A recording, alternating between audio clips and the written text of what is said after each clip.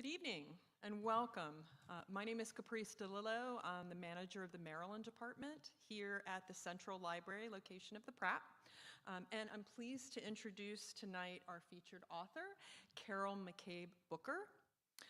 And she's going to be discussing her book, The Farmer's Wife, A True Story, which is not only about a 19th century murder and the trial that follows, but also covers a lot of history of Maryland, especially Anne Arundel County and mostly the southernmost part of Anne Arundel County and Calvert County around that time period.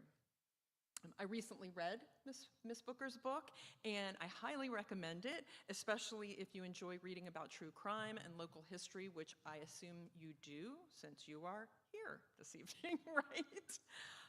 So Carol Booker is a graduate of the City University of New York and Georgetown University Law Center. As a journalist, Booker's beat ran from civil rights to the Nigerian Civil War. She worked as a writer, editor, reporter for The Voice of America and freelanced in Africa for Westinghouse Group W Broadcasting, covering the Nigerian Civil War and other stories in 10 African nations. Her articles and photography have also been published in the Washington Post, as well as Ebony and Jet magazines. After graduation from Georgetown University Law School, she became legal counsel to public and international broadcasting entities, including the Corporation for Public Broadcasting, National Public Radio, NPR of course, and the U.S. International Broadcasting Agency. She also served as general counsel of the environmental giant Greenpeace and the U.S. Commission on Civil Rights. She's a retired member of the Bar of the District of Columbia, the State of Maryland, and the Supreme Court of the United States. Since retiring, Carol's co-authored, or edited 5 books of nonfiction, including Shocking the Conscious, a reporter's account of the civil rights movement with her late husband, acclaimed Black journalist Simeon Booker, and Alone Atop the Hill, the autobiography, of Alice Dunnigan, pioneer of the National Black Press, which she edited, and 3 books of local Maryland history. Cove Point, The Beacon, The Bay, and The Dream, which is a history of the fragile sandspit, which for nearly 200 years has hosted the Chesapeake's longest continuously operating lighthouse.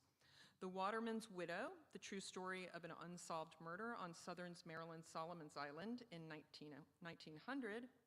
And of course, The Farmer's Wife, which you'll be hearing more about this evening. So please join me in welcoming Carol McCabe Booker.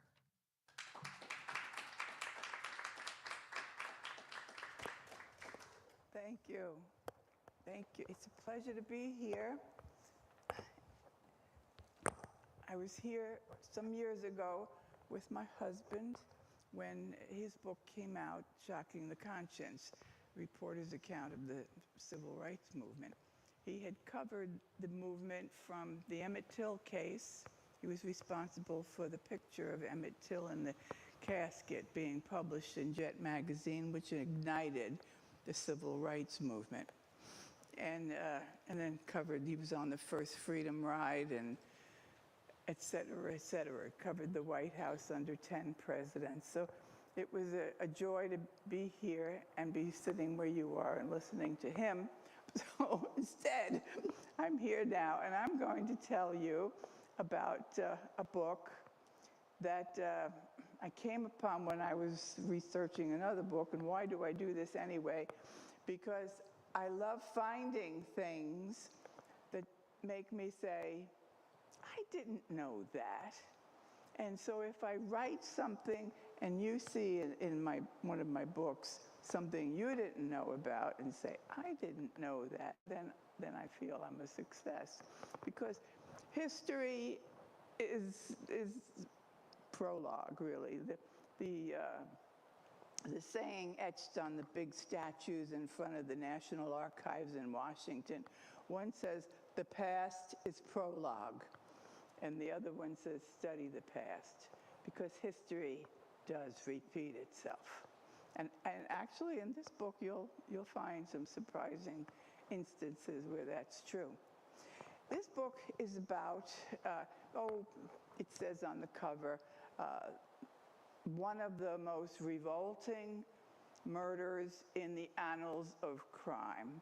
And I'm saying not Maryland crime, not Baltimore crime, the annals of crime. And when you get to the end, you have to get to the very end of the book, you see why it's revolting. It's not just like slimy blood or something like that. There's more to it that makes it very repulsive. But the book is not just about the murder. The book is about the year in which it took place. 1877, was a very dramatic year. In many ways, it was a dramatic year in terms of human events, political events, labor, shipping, fishing, weather, you name it. It was a headline writer's dream. It would have been great for TV news, but nobody had thought of it at that time. So it was great for newspaper reporters. And much of the book comes from Baltimore Sun stories. The Baltimore Sun had I think, some of the greatest reporters of all time back in those days. And it was very difficult work because they didn't have the conveniences we have now. And then there's the local papers like the Calvert Journal and the Annapolis newspapers and the St. Mary's Beacon. But the Baltimore Sun reporters, and I can't name a single one of them because they never had bylines. So these are unknown heroes who've preserved history for us. So there's so many things that happened that year. I can't rank them, so I'm not going to try. I'm just going to go through the year for you chronologically. So let's start off with January. It was one of the coldest Januaries in the recorded history of Maryland. The Chesapeake Bay froze over completely, and that has happened only 7 times in 200 years, the last time being 1977. And we're not talking about just ice skating freezing over. We're talking about 5 feet deep ice, deep, deep. And schooners out of Baltimore and Annapolis, which were going out for oysters, because that's when you go for oysters in the wintertime. And they would go across the bay, and they got stuck over there in the first week of January. So there were reports coming back of fishermen starving, frostbitten, drowning. It was pretty awful. And then finally, after about a little more than a week, there was a thaw. And as soon as the thaw came, some tugboats came out from Baltimore to go over to Kent Island area and rescue these watermen on their schooners. Well, the idea by then was to string them together and pull them back. And it was too heavy. They had 14, one story that made the paper was 14 schooners tied together behind 2 tugboats. They couldn't do it, so they had to cut the line and set 7 of the schooners loose. Immediately, an ice floe, which is not as deep or big as an iceberg, but pretty big, an ice floe came down, and can you imagine, it cut 4 of those schooners in half. That's how bad it was. So the other dangerous thing for the Chesapeake was the lighthouses. There was an effort after the Civil War to put screw pile lighthouses out in the bay because there were a lot of hidden shoals and sandbars. But these things were, they called them screw pile, and they were built up on metal legs. You see one of them now at the Marine Museum, Calvert Marine Museum. The Drum Point Lighthouse has been taken in and is on land. And there's another one at Thomas Point that you can actually visit, and the U.S. Lighthouse Society runs tours there. But most of the others gone because the ice came down, as happened at Hooper's Island, which is straight Hooper Strait, over by Tangier Island. The ice flow after the thaw hit that lighthouse so badly, the lighthouse keeper and his assistant didn't wait to see what would happen. They climbed out, they took the lifeboat attached to every lighthouse, lowered it down onto the ice, got down there, and hunkered under the hull of that lifeboat. And it was a good thing because then the ice took the lighthouse 5 miles down the bay, 5 miles, and on its side. These poor guys hunkered under that hull for 2 days under the hull, just, holding on for dear life, until finally a little boat came out from Billy's Island over there and rescued them and took them back to land. The problem was there was no way to notify anybody that they were alive. So it was 2 weeks before word got back to their families up in Annapolis that they had survived. So this was January 1877 on the bay. So the bay wasn't the only place there was any excitement. There was something going on land as far as Washington. There had been a national election for a president of the United States on November 6th, 1876. And here it was in January, and they didn't know who won that election.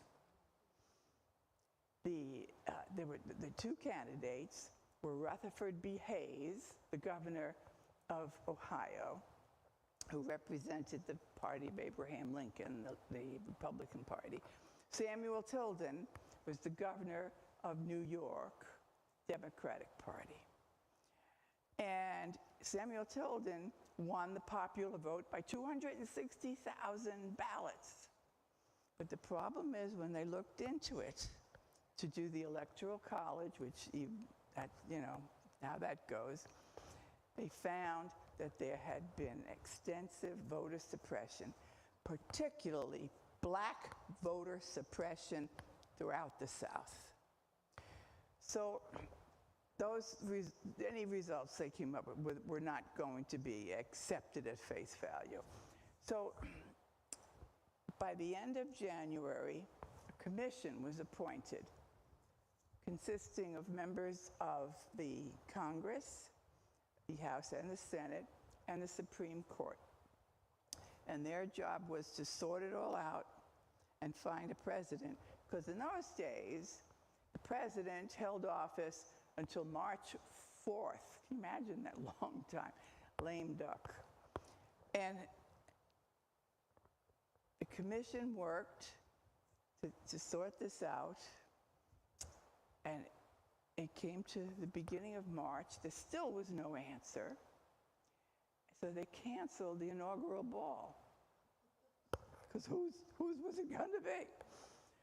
So at about 60 hours before the end of Ulysses S. Grant's term, he was the president, at noon on March 4th, 60 hours before then, the commission came up with its answer. And Rutherford B. Hayes won by 1 vote. Well, the South didn't like it. Oh, the Southern Maryland newspapers called it a fraud, called the election a fraud. Now, I studied history in high school, And I bet all of you studied history in high school. And I never ever heard about this, right? So there was an inaugural parade. They went on with that. And it was a torchlight parade. And it sounded like it was very elegant. And a reporter from the Calvert Journal down in southern Maryland wrote about it. And it just reflected their view of the election. He said it was the most disgusting spectacle he had ever seen. And the people who were out there lining the streets were the scum of the earth. And I'm thinking, I've never seen a parade like that in my life. This is how bitter the feelings were about that. But with time, though, they softened up toward Rutherford B. Hayes. And not the idea that the election was a fraud, though, that remained. But Hayes had promised to remove the federal troops from the South that had been there during this whole Reconstruction period. So he kept his word, and that, unfortunately, was the beginning of the Jim Crow period. So springtime was really welcome after all of this. Everybody said, oh my God, just give us springtime. And down in Anne Arundel County and all over Maryland where there was farming, the main crop was tobacco. In fact, Maryland was second only to Virginia in terms of tobacco production. So there was a lovely little place down at the tip of Anne Arundel County where, if you're coming up from Solomon's Island in the very southernmost part of Maryland, there's a fork in the road. Route 4 goes up to Washington, Baltimore, well, Washington mostly, and Route 2 will go to Annapolis, or you can veer off to Baltimore. Right near there's a little town.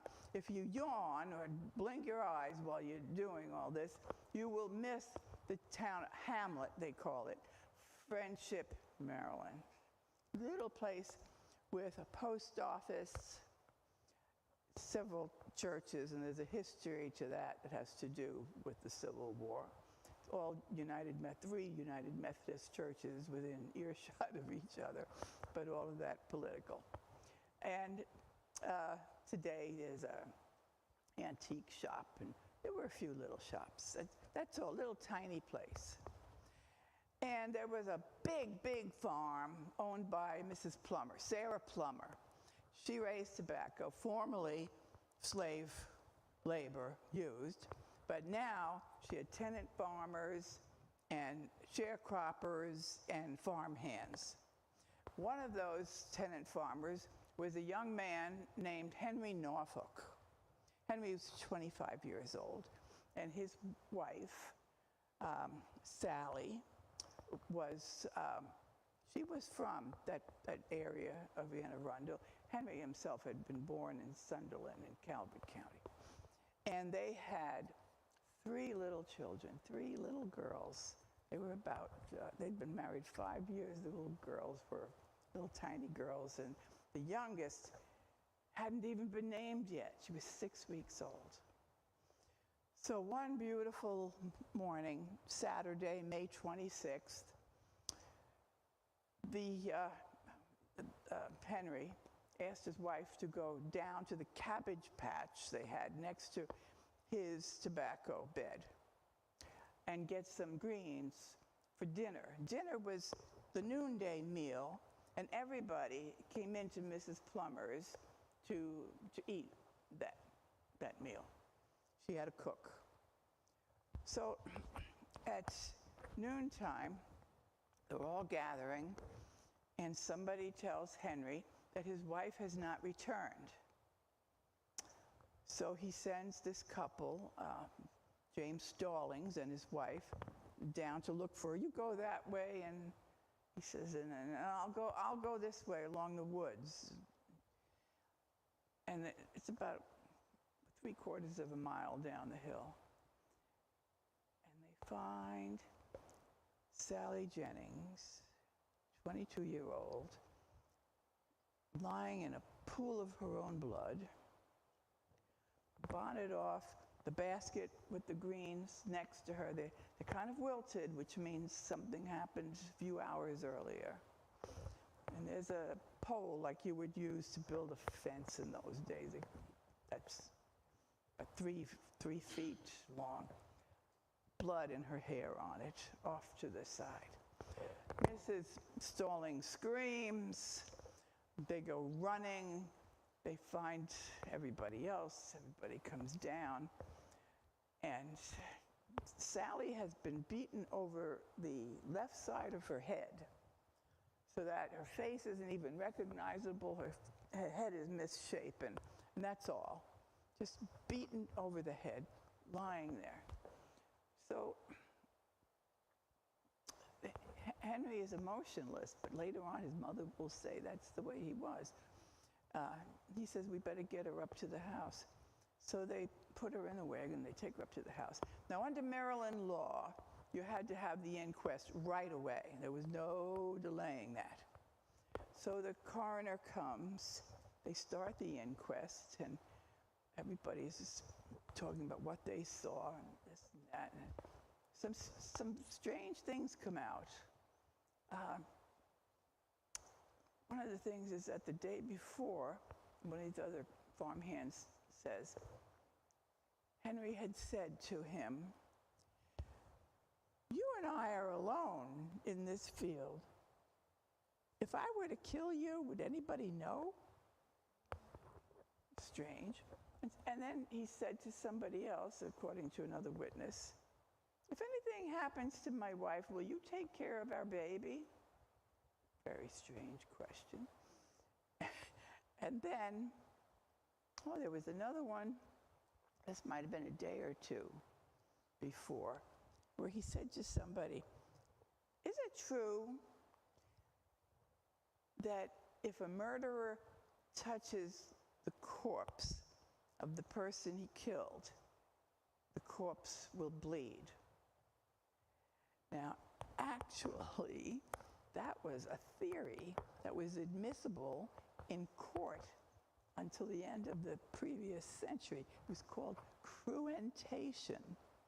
And the idea was, yes, if the murderer touched the corpse would reveal by bleeding. So, later on, Henry would say, he was referring to some other murder trial that had taken place, had nothing to do with this. He was just curious. He had an answer for everything. And the next morning, they had the funeral for Sally, and the church was packed. Everybody came Sunday morning, and they couldn't open the coffin because the face was so horrible.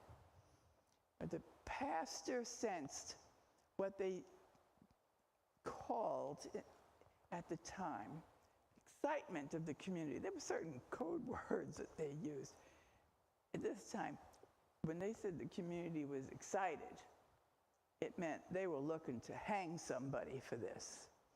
And so his last words as people left the church were to stay calm as they pursued the murderer. Please, stay calm. So then the inquest resumed, and it was all of this testimony about funny things that Henry had done. And in fact, he didn't enter the church for the funeral. He was staying outside. And somebody tried to get him to go in, and he wouldn't go in. And it might have been this cruentation business that had him worried. Anyway, all these little strange things. The inquest convicted Henry. And he was arrested and taken to the Annapolis jail. Now, the big problem was that the court met twice a year back in those days, and the court session for the beginning of the year had just ended. So Henry had to stay in jail in Annapolis until the next session of the circuit court, which wouldn't be until October. It was not a very nice jail. Calvert County was written up all the time, too. The two counties had lousy jails, known for being very susceptible to mobs breaking in, pulling people out and lynching them, which had happened, or people taking a spoon and digging out through the mortar and climbing out. It's very insecure. The Annapolis jail was a little bit better physically in terms of comfort than the Calvert County jail, which had only 2 rooms and was perfectly horrible. But in Annapolis, they had upstairs and downstairs and more cells than that. So anyway, all summer long, Henry is reported in the newspaper as being happy, jolly, quite content that he's going to be exonerated. I loved my wife, and his mother would testify later, they never quarreled. He said, I wasn't jealous of my wife in any way, loved my wife, quite confident that he was going to get off. So life goes on. Well, in Calvert County, they had in a meeting of the Board of County Commissioners on May 1st. And the Board of County Commissioners, in their wisdom, had opted into something called the local option law, a Maryland law that gave every county the authority, if it chose to exercise it, to ban the sale of alcohol.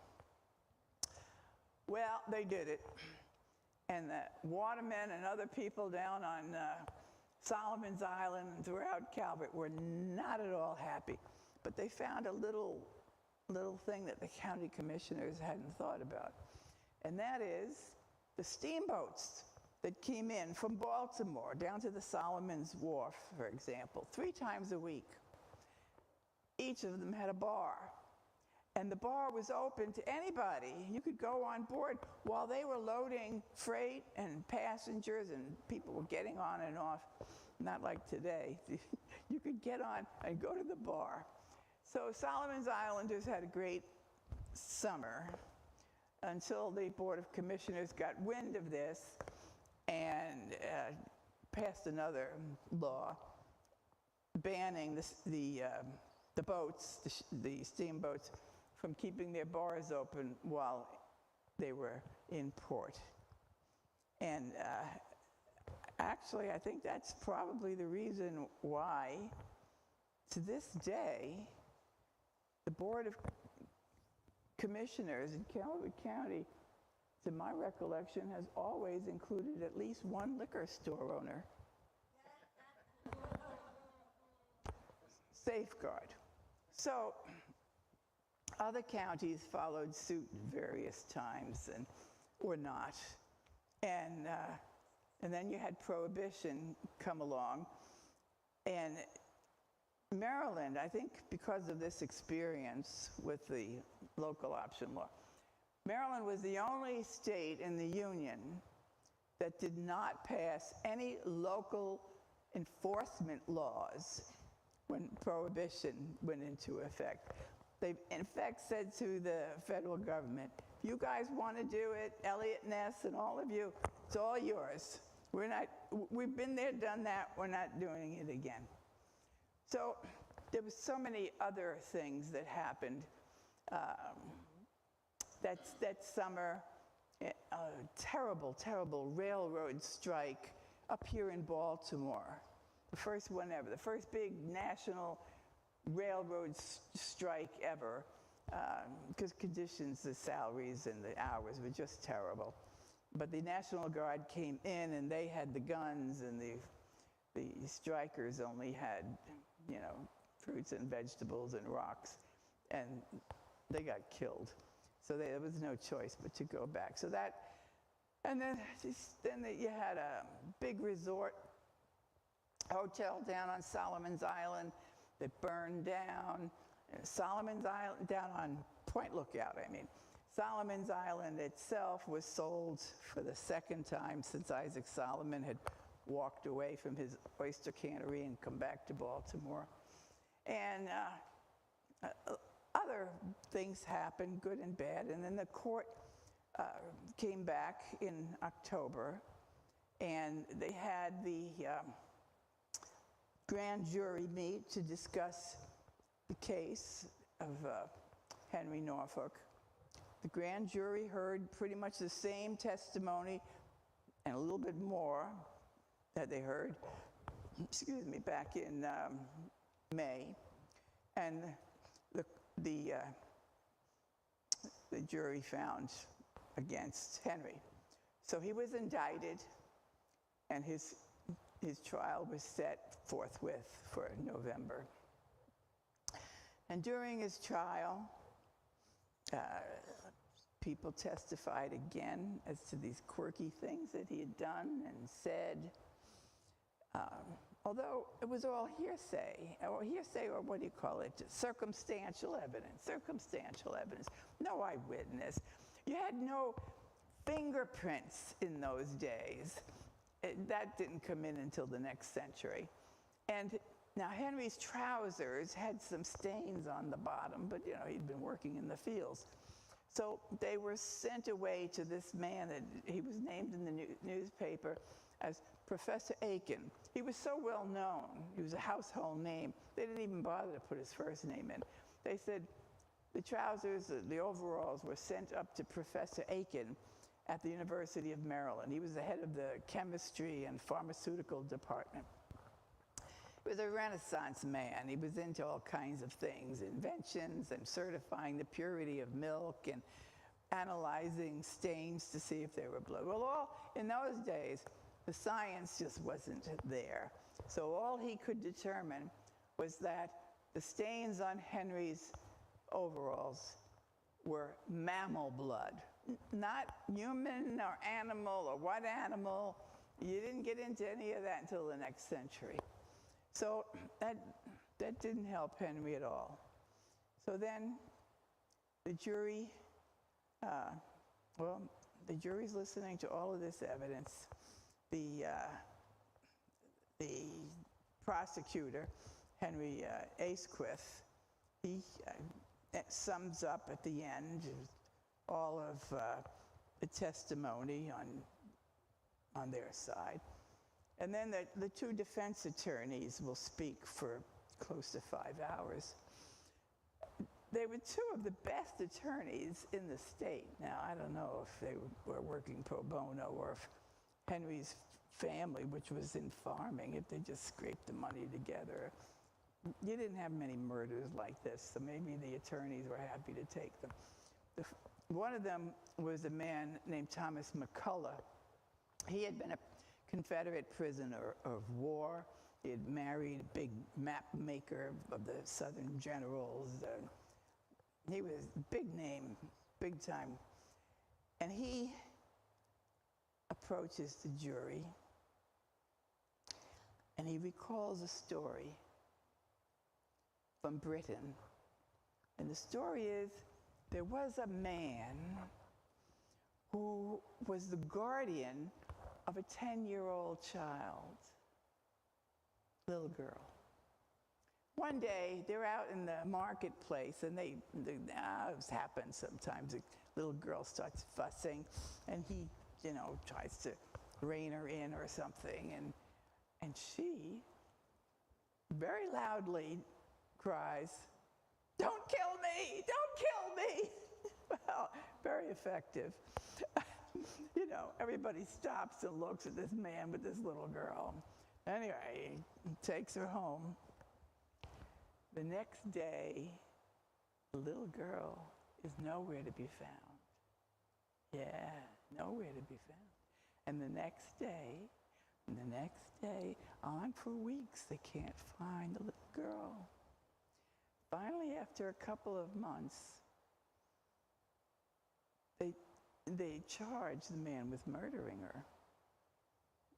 And he makes a little mistake. Well, this big a mistake. He finds another little girl to impersonate the missing girl. It doesn't work. He's discovered. And that only adds to his problem. So he's found guilty. And this is the defense attorney telling this story to the jury, because they have only two choices in this case: guilty or not guilty. Not a murder. Murder one. There's no manslaughter or anything like that. And the penalty for murder one is the gallows. So the man is convicted, and he's hung.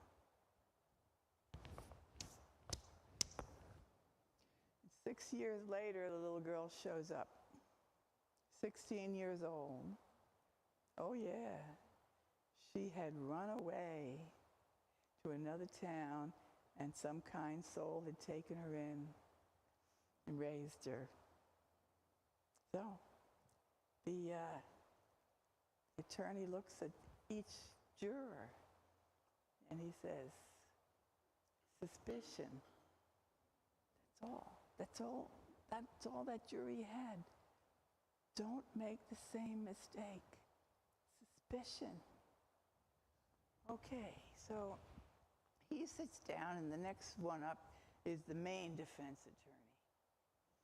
And his name is James Revell. Now, he has been the Maryland state attorney for Anne Arundel County. He had been for 19 years. So he has seen it all. He has seen good lawyers, bad lawyers, and all the different tricks of the trade. He is good. So he gets up there and he runs through each witness's testimony, 2.5 hours on top of the earlier attorney. This is quite a day in the courthouse. He runs through all the testimony and tries to, knock down what's wrong with each witness's testimony from the prosecution side. But this is his last chance, and he believes this client. And there's really only one thing left, and that is to cast doubt, to make it seem like it could have been done by somebody else. If there's any question in your mind that it could have been done by somebody else, can you send this man to the gallows? So he looks, and he mentions Alexander Stallings, 19 years old. Remember when he testified? He said he never left his plow in the field next to Henry's all that morning. Remember that? Yeah. But then the prosecution presented another witness, another of its own witnesses, who testified that she saw Alexander Stallings coming back from the very direction where they found Sally Norfolk's body.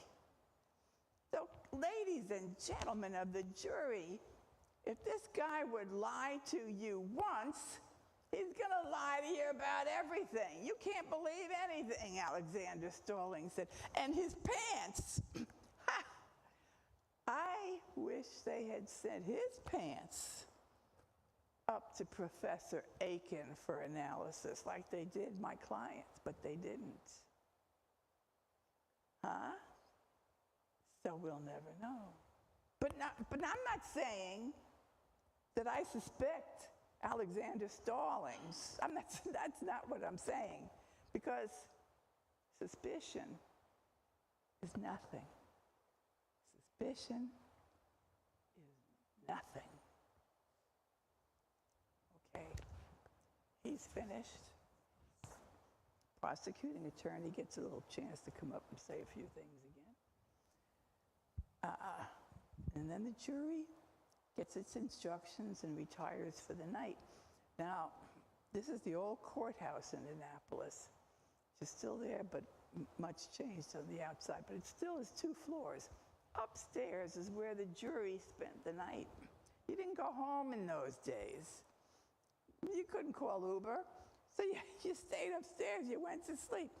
So they go up there, and at 10, 11 o'clock at night, they inform the judge they've had it for the day. They're going to go to sleep.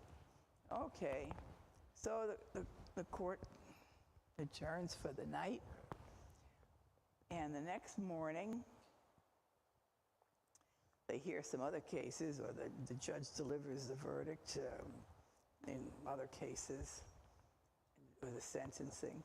And about 9:30, you hear steps. They're coming down the steps from upstairs. The jury's coming back in. They enter the courtroom to take their seats. And the judge says, "Ladies and gentlemen of the jury, have you reached your verdict?" And the jury foreman stands and he says, "Yes, Your Honor." "And what is your verdict?" Anybody want to guess what the verdict is? Come on, you're the jury, you heard the case. That's all they heard. Well, everything you heard, all they heard. You're going to say guilty. Okay. Not guilty. Guilty. Anybody else? Well, the verdict is guilty. Well, for the first time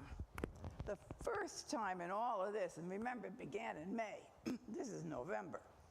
The first time in all of this, Henry's face completely collapses. He's got tears in his eyes are rolling, and he's a completely different person. All that confidence is gone. Well, they take him out. He goes back to jail, and he's a different man in the jail cell. And they go through petitioning for a new trial, denied. Petitioning, and then his lawyers take the case to the governor and petition for a pardon, denied. They petition for a stay of execution, at least, because the governor issues, he signs the thing. This guy's going to be hung, and nothing works. Now, the community brings in all these clergymen, and from the Methodist church there, and the YMCA, and everybody's trying to convince Henry to confess your sins, Henry, because there's nothing any man can do for you now. Remember, no women were on the jury ever. We weren't smart enough. We had to wait about 50 years or more before we got on the jury. But there's nothing any man can do for you. Only God can help you. So they pray with him, and they pray with him, and finally, when all this stuff is exhausted, there's no chance, Henry says, I want to issue a statement. So he issues a statement, and it's published in the paper, and he says, I have found religion, and I believe in God, and I believe that as soon as I am taken out of here, I am going to heaven, and I'm going to see my wife, and it's going to be beautiful, and I'm at peace. I feel good. Well, people reading that in the papers are PO'd, because it ain't a confession. And so they tell him, you got to go a little further than that, Henry. You got to confess to not just all the sins of my life. You got to talk about this particular sin. So Henry calls his lawyers in. They've stuck by him. Oh, they're really loyal to him. But when they leave his jail cell, they won't even look up. They completely changed. He has told them something. And then within a day, we find out what it is. He tells everybody, he writes, he confesses. He confesses that on that morning, he went down the hill and he battered his wife and killed her. Well, the only thing people didn't find in that, and it made them mad still, was the motive. And everybody said he loved his wife. They never fought. In fact, the newspaper headlines referred to him as a model husband. So, excuse me, but they did. And so then finally he said, okay. And then he wrote another letter to the newspaper explaining the motive. Now, if I were to tell you what that was, it would just ruin the book for anybody who hasn't read it yet. So in fairness, but I will tell you, it makes the case really revolting, the murder. It's not just, the bloody head and the beating it. It's the motive that comes out at the end. So I can't tell you what it did. And I know you'll forgive me if you haven't read the book, because you might be in the middle and it would really. So may I ask have there any questions?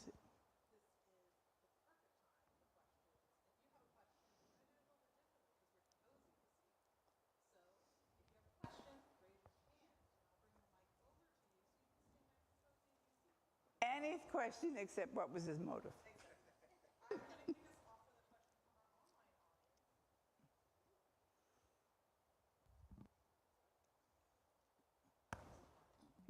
Hello. Haha, even better. Thank you. So a question from our online audience to kick us off while everybody else germinates on their question. How long did it take for you to write this book compared to your previous books? What was your research process like? The research process, life is much easier now than when I was writing things in my career. There's a whole lot more online now, and including, since my resource here are the newspapers. Many of them are on something called newspapers.com. You get a subscription to that. You can go through all these old newspapers going back hundreds of years. Also, the public libraries have newspapers, and you can access them there. So that was my main. And then for things that I couldn't find online, I would have to come to the archives. Excuse me. So the Maryland Archives up here, in Annapolis, and sometimes go down to the National Archives in Washington to find something. So how long did it take? It took me not too long, because the older I get, the more I like sitting in my chair in front of the TV, and that's where I did my research with that computer on my lap.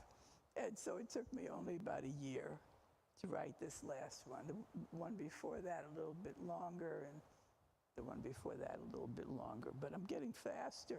I feel like I'm running out of time. I have to speed it up. Next question. Yes, I am coming right on over. Oh, we have 10 minutes for questions, so there's still time. I was just going to ask, since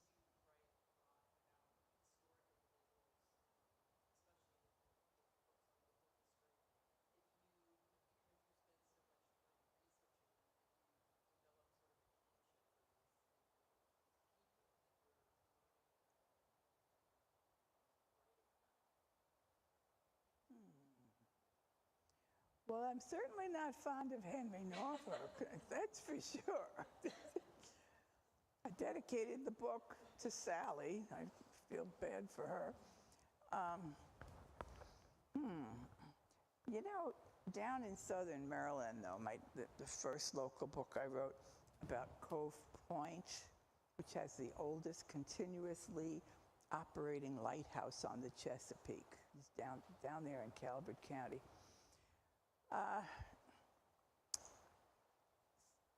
So many of and I had lived there for a number of years and decided, I heard these stories, like there was a titanium mine, and people said, this is fantastic. Can you imagine a titanium mine right out here on the beach? And I looked into it and found out it was a scam. And it took a lot of money from people in terms of stocks and bonds. So, you discover things about the surroundings, but the people that I ran into, a lot of their families still live there. And the founder, Cook Webster, of our community, his family still owns a farm down there with a different family name, but you can trace them. And so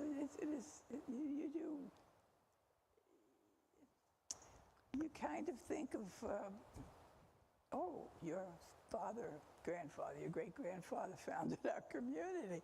It's kind of just an interesting relationship that you make. It doesn't make you like them any better or dislike them either, but no, that's about it.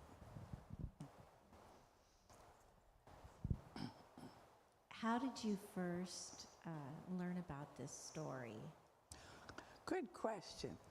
I learned about this while I was researching the Waterman's widow, which is a story down in Solomon's, 1900, about an oysterman who's murdered in his bed, for Pete's sake. You know, Solomon's Island is a little peaceful place. It's like, you know, a little tiny thing, this little sand spit. And he's shot in the right eye at midnight in his bed. And that house is now a gift shop, Equinox gift shop, across from the Pier restaurant in the Patuxent River there. So you can go in, you say hello to the cashier, hello, and a very friendly place, you say hello to people. And then walk into the side room where there's the beads and the jewelry hanging and all. And that's his bedroom. And you see how tiny it is in the windows.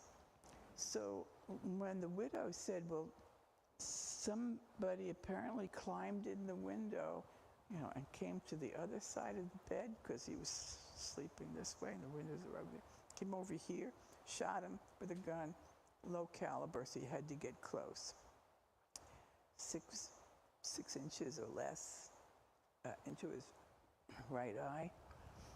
And then when she wakes up, she doesn't see anybody. And it's full moon too. And she says something made her scream, and her son came running down, 19 years old, from upstairs, and he lit a lantern, and they see the father lying there with the wound in his head, and it just didn't make any sense, you know. So Bessie is, in the inquest, found guilty and taken here to Baltimore because the threat of a lynch mob, even against a woman, down there in Solomon's was so great. There were people saying, man or woman, I'll lead the lynch mob. These were relatives too. So